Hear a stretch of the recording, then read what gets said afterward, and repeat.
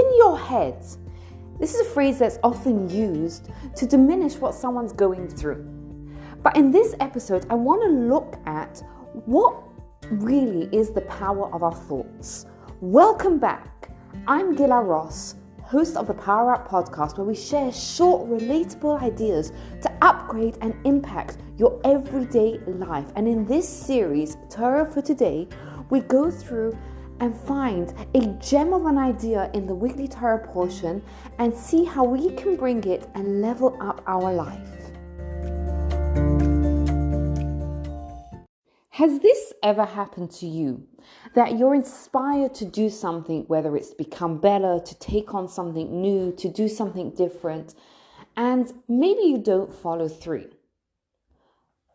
Maybe it's just me. But if you listen to any sort of motivational speakers, a lot of them will tell you it's all about the action.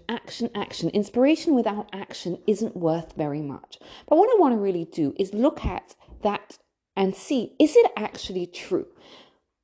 There's a stunning insight into this.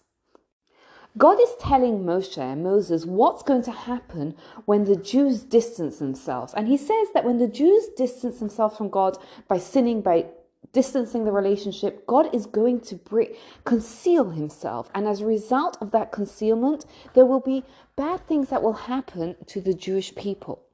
And the verse says that what's going to happen is that the Jews will recognize that what they've done to distance themselves from a relationship with God, their sins have caused God to hide himself from them and these terrible things to come upon them. Let's break that down for a minute. Imagine you're really upset with someone and you tell them what you're upset and you say to them, as a result of it, I'm going to take a step back from the relationship. And the person says to you, I recognize that what I did is causing you to take a step back in a relationship. How would you feel?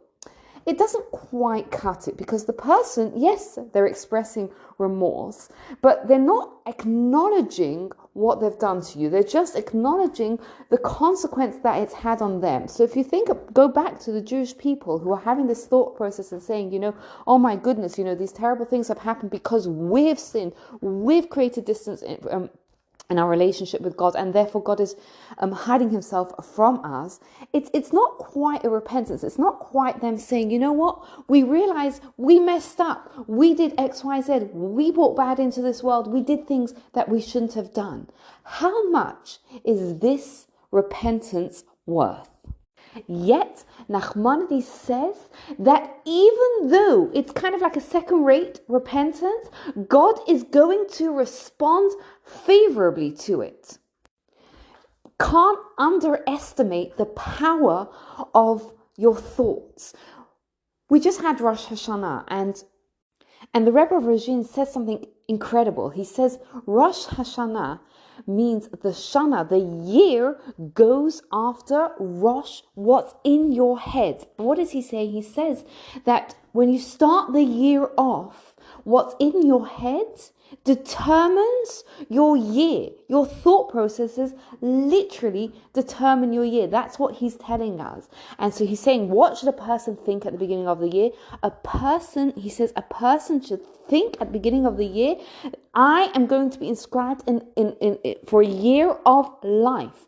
We should think to ourselves that this is the year that I'm going to live. I'm going to truly live. And then he says we will be inscribed for life. So at the beginning of a year, a person should think to themselves, this year, I'm going to treasure life. This year, I'm not going to do anything that's going to diminish the quality of my life. I'm not going to involve myself in relationships or things that will take away from living a good life. And that is going to determine the quality of our year.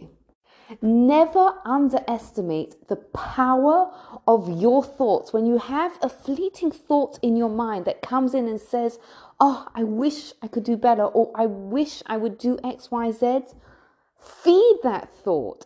Think about it. Allow yourself to dream.